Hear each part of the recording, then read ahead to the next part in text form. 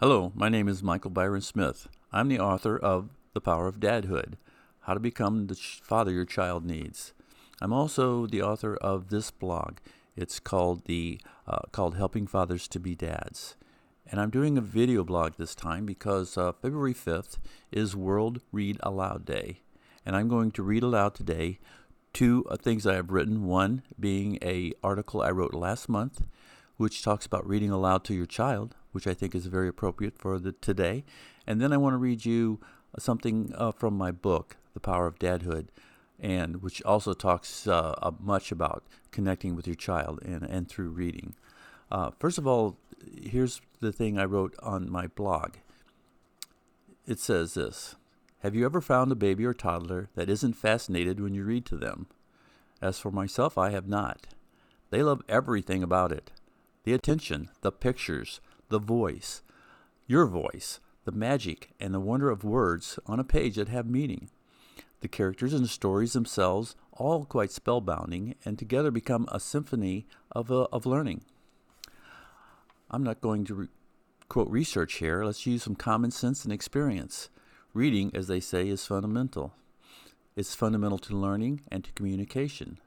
The earlier you introduce books to the developing mind of a child, the quicker and easier the synapses of the brain connect, promoting understanding and a desire for more stimulation.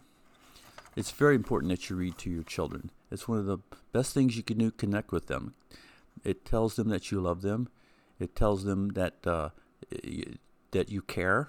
And it's just a marvelous way to open their brains up and to make them interested in reading, to make them want to read more. And anything you read to them, they'll just absorb so quickly, because children do. You'll want to read it over and over again, which is good. Repetition is good. It connects the words with pictures and with thoughts and stories. So I think it's very important for fathers and mothers to read to their children. Now, in my book, it's called, as I said, The Power of Dadhood. I wrote it about almost 6 years ago now, but I still try to talk to dads about reading it. Here's the reason. I want to read the introduction. My quote I have on the introduction is from Mother Teresa, and it says, "The hunger for love is much more difficult to remove than the hunger for food, for bread. No man is a failure who has helped a child, especially his own. The greatest single gift a man can give his children is his attention. It seems so simple, but somehow it's lost in its simplicity. There's no excuse for not trying to be the best father you can be. There are reasons, there's obstacles, and there's hardships, but there are no excuses. Most would agree that fatherhood does not come as naturally as motherhood. I have little doubt that a woman is more likely to pick up this book than a man, even though it's written and targeted to men. We want to be attentive, caring fathers for the most part, and while not difficult intellectually, parenting for men is not necessarily intuitive either. The simplest of tasks can appear difficult when we have no idea where to start.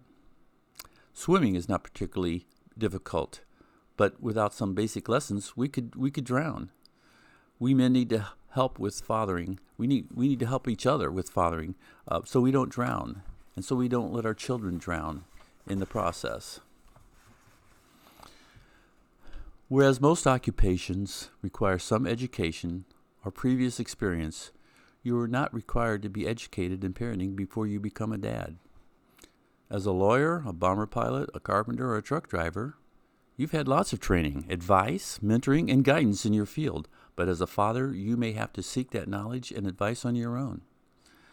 To help meet this need, this book is a grassroots discussion by an everyday father regarding the importance and issues and the challenges of being a father.